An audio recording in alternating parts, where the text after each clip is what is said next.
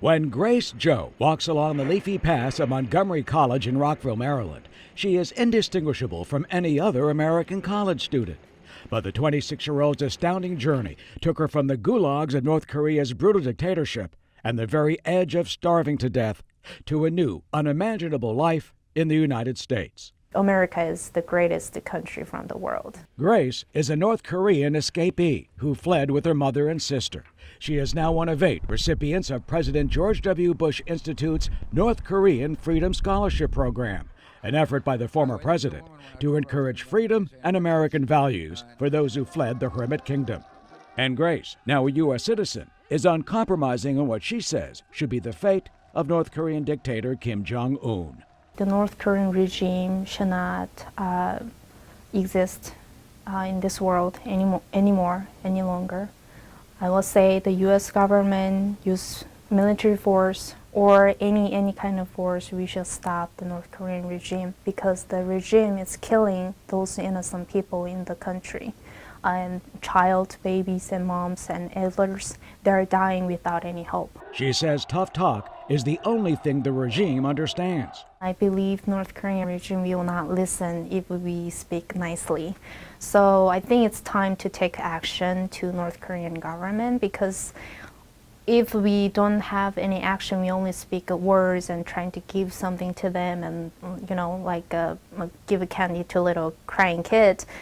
It can solve a moment, but it will not solve for long run. She does not think a military strike, with its predictions of a possible catastrophic loss of life in South Korea and the region, is feasible. I don't want drop the bomb or killing those innocent people. But she hopes the U.S. and its allies can conduct covert actions that will lead to the toppling of the regime.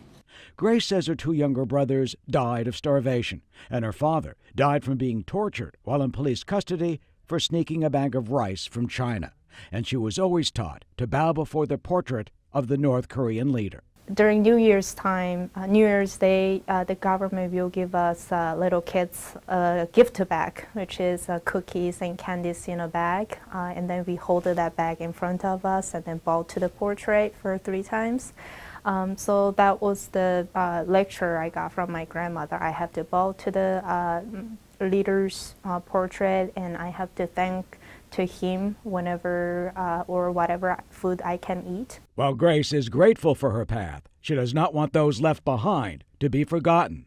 All those people are dying there and they are suffering in North Korea. So please think about the children who are dying there without any hope. It's getting worse, but it never gets better.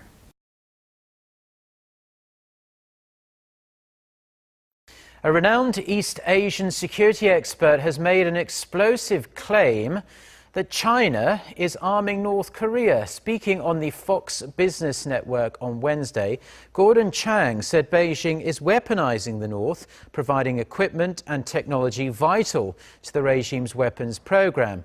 Chang, best known for his book The Coming Collapse of China, says the ICBMs test fired by Pyongyang this year were transported by Chinese mobile launchers, while the regime's latest submarine-launched ballistic missiles were variants of a Chinese rocket.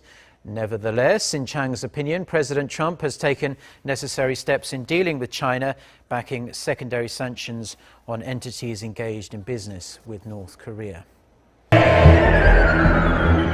Just 18 short months after the record of decision to bring the F-35 to Eielson Air Force Base, the first one has arrived. While this particular F-35 is not assigned to Eielson, nor is it fully operational, this aircraft will be doing extensive testing to ensure its capabilities in the Arctic environment. No one's done icy runway testing for any F-35, so that's what we're here for right now. We showed up last week and we will be here testing the F-35 to see how it performs when the runway is icy. And I will tell you, the F-35 has not always been a smooth road. I think we can all agree there's been some roadblocks. There's been some challenges. It's been in the news as having problems. And guess what? That's kind of expected. We are testing the F-35, and I'll tell you right now, the F-35 is extremely capable. America and our world needs this airframe, right? It is like nothing before it, and because there's going to be 4,000 platforms, and it's integrated with 14 partner nations and the services, we need this to work, and I'm telling you right now, it is working. It is a very capable airframe, and I'm excited to see basically the future of F-35 operations here in Alaska. The first of 54 F-35s to be assigned to Eielson will arrive in 2020, making Alaska one of the most strategic places in the entire world. We in Alaska here are very familiar with our geography of Alaska. And with the tanker support that we have, we can go pretty much anywhere in the northern hemisphere in about 9 hours. And when we have the full complement of the F-35 here in Alaska, as was mentioned, we'll have more than 100 fifth generation aircraft here in Alaska. If anybody in the world is thinking about having a conflict with us, they have to put that into their calculus, because we can take off from here, and in 8 or 9 hours, we can have both of these aircraft in a formation over their country. Senior Airman Josh Weaver, Eielson Air Force Base, Alaska. U.S. military intelligence has detected the construction of a new diesel submarine in North Korea's Sinpo shipyard on its east coast. According to Diplomat magazine on Wednesday, U.S. intelligence estimates the sub to be a 2,000-ton vessel capable of launching a submarine-launched ballistic missile, or SRBM. The vessel is the largest the regime has constructed since building its Najin-class frigates. The U.S. intelligence community believes the new sub will succeed the Kordet-class ballistic missile submarine, the only sub that can launch a Pukguksong-1 SRBM.